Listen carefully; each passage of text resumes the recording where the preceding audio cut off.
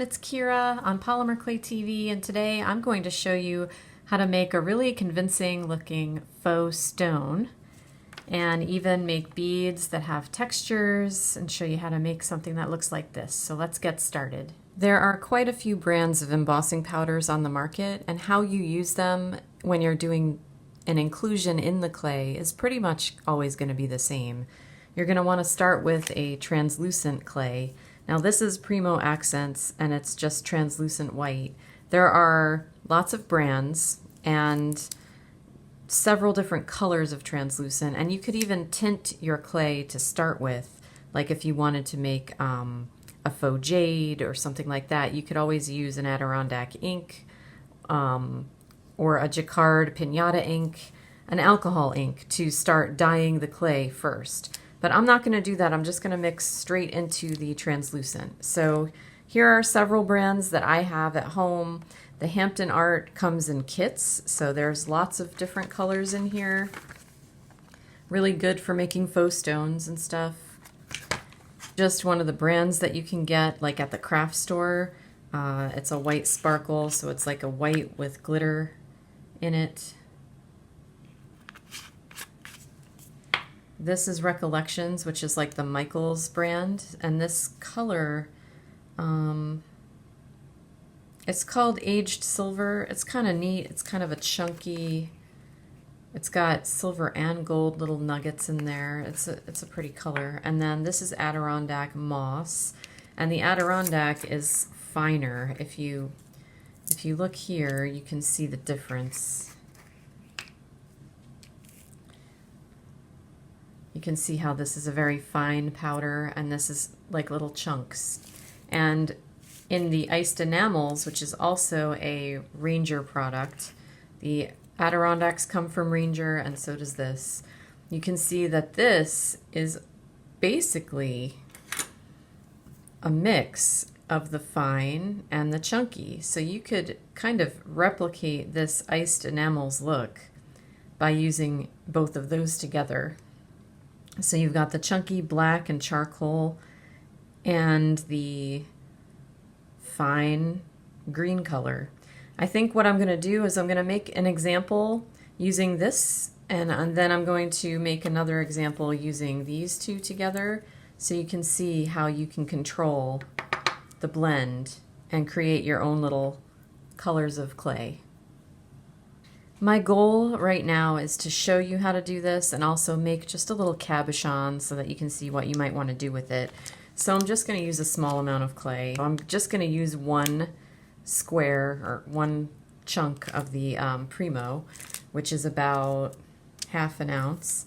And I'm going to do two different colors, so I'm just going to condition it and roll it into two pieces to use. Iced enamels. And this is my Smooth and Sculpt tool. I'm just going to use it to scoop out the powder, because basically what I want to do here is saturate the face of the clay with the powder and then start running it through the pasta machine.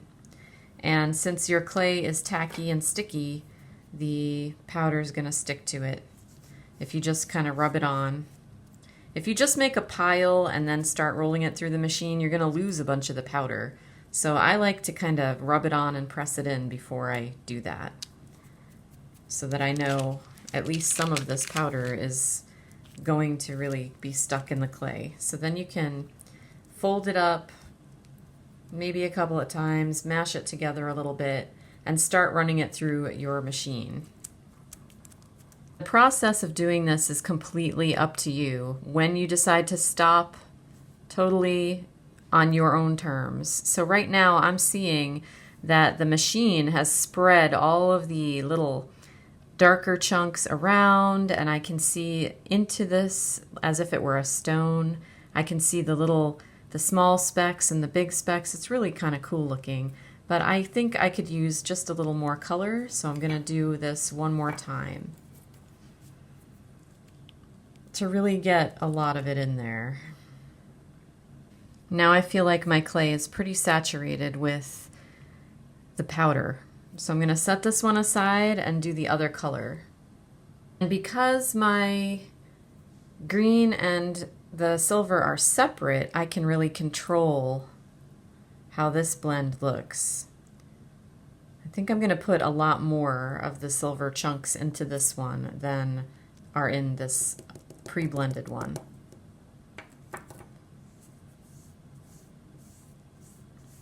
The green is also just a little darker, so my color's going to look a little different, which is nice. Because I think in the end I'm going to blend these two together to make like a swirled, interesting faux stone.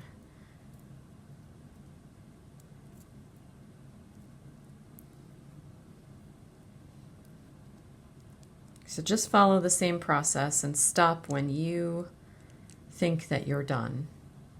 Another way that you can do this instead of dumping it out is to just touch the clay down into the jar.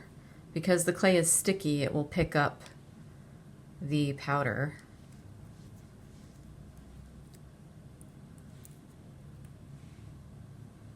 That's a really nice looking, I mean, even just baking this onto the clay would be cool.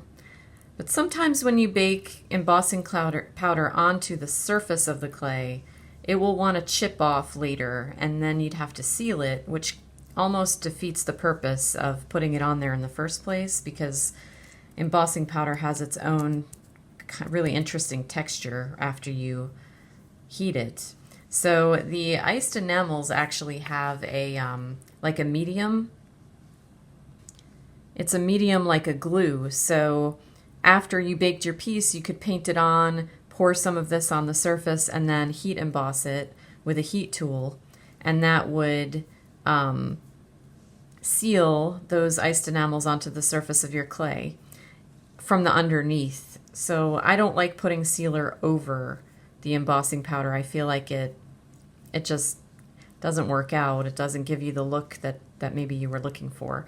I'm just going to roll this so I can see what's going on in the clay. The grains of the embossing powder in this one are so fine, it looks really different from this.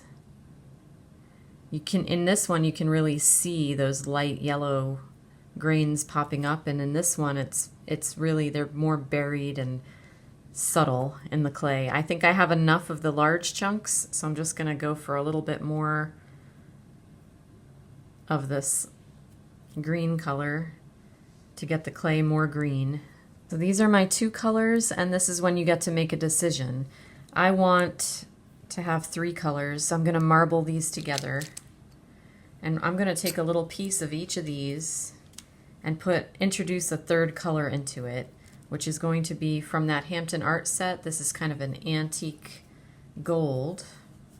So I just tipped this out onto there, and I'm just going to mush some of this into this piece of the 2 colors to get a sort of gold vein running through what I'm doing.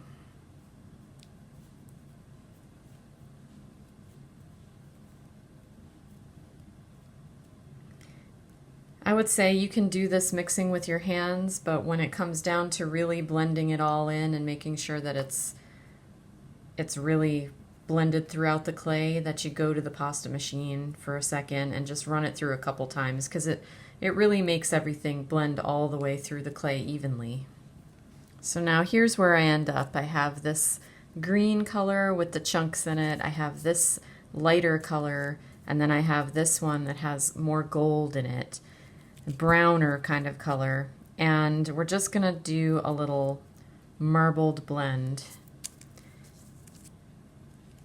I'll take about half of each of these.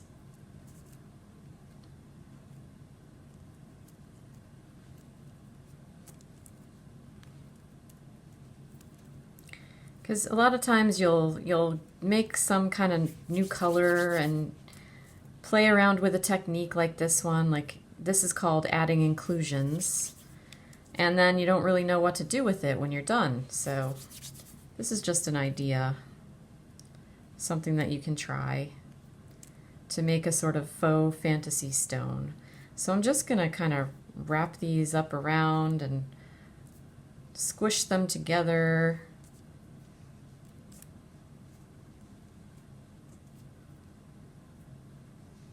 and then roll them.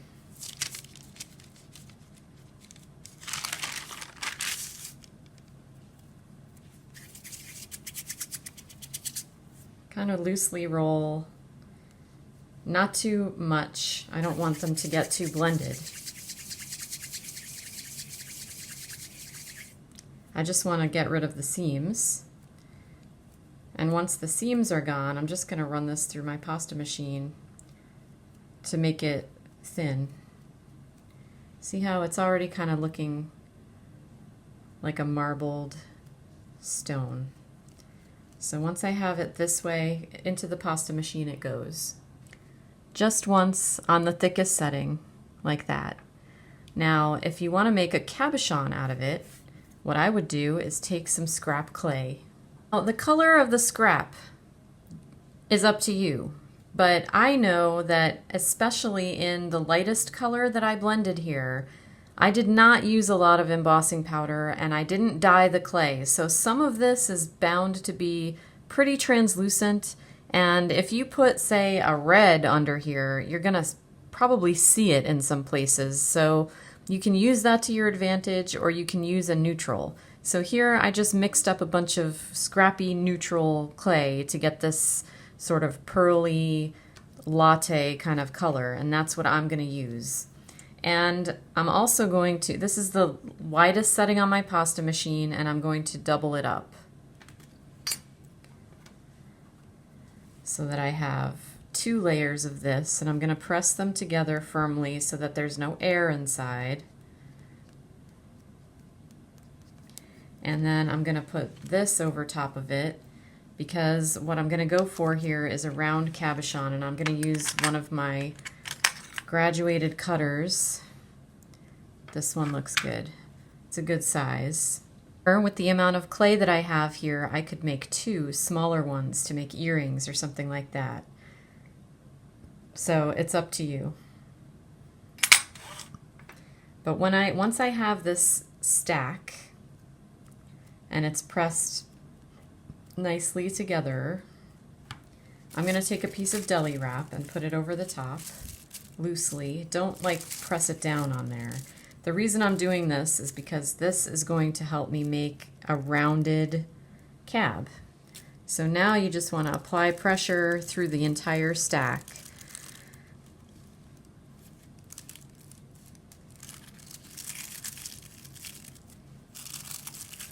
And remove the deli wrap.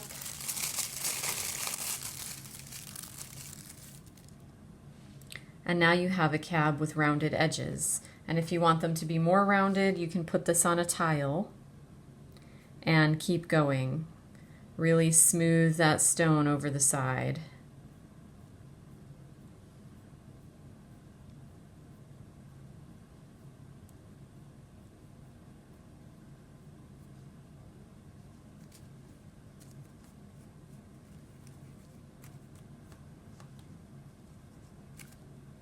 And when you bake this, which I will do for you, you will see all of those striations of all the blends that you did running through this faux stone. And then you can set it. You can set it in more clay. You can make a faux metal setting around it. You can do lots of different things with a stone like this.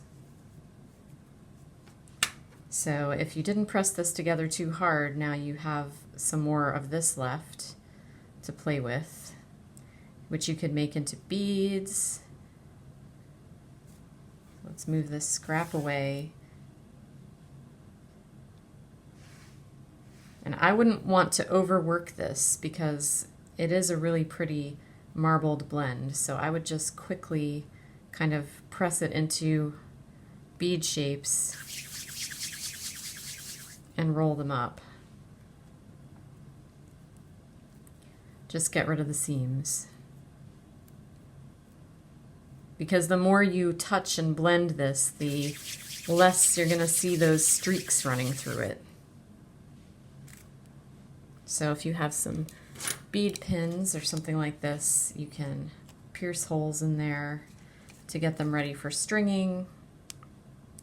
You can make them into different shapes, lozenge shapes if that's what you like.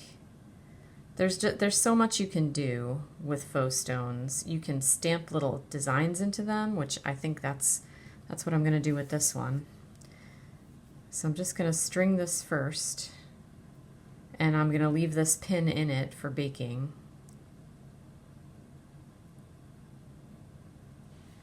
But I'm going to shape this just a little. I like what I did there with my fingers, so I'm going to do more of that on purpose. And I'm going to grab my, this is one of TJ's texture stacks. TJ Floyd designed these with us. And this one says TJC on the side. That's the set. But this is the set is called Secret Garden. It has butterflies and dragonflies and stuff, but it also has these really fun, interesting Victorian type designs. So I'm going to go ahead and press this onto my bead here while it's on the pin.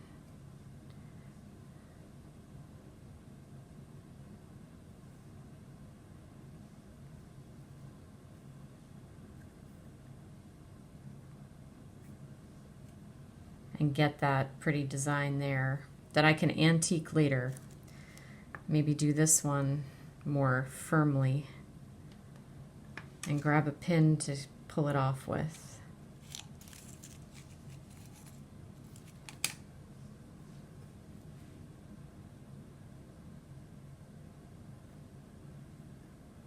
I'm twisting as it goes through the bead. Ouch. And I'm just going to pop this off and have that design on the bead. So let's bake these and see how they look.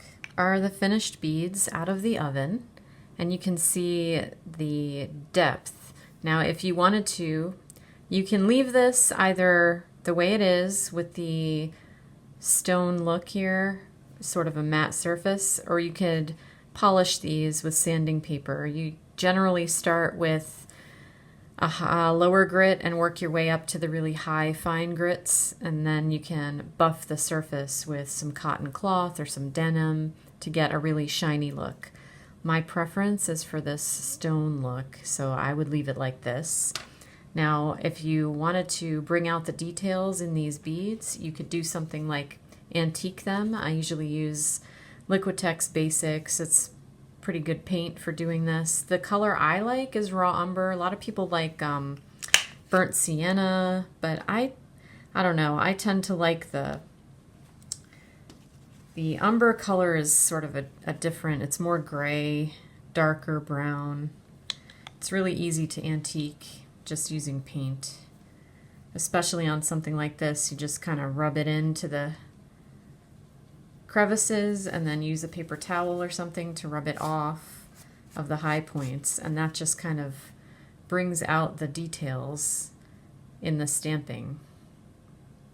So then you can do anything you want with these. So have fun with your faux stone and your embossing powders. It's really pretty easy. This is all in the stone now, so it's in the clay. It doesn't have to be sealed. You don't have to do that when you're using the embossing powder in the translucent clay. So have fun. If you want to get other questions answered, this was actually a question asked by someone in Polymer Clay Tribe. That's our Facebook group. We do try to answer those questions and keep everybody engaged. We show our work, we share ideas. Come on over and share with us. And we'll see you next time on Polymer Clay TV.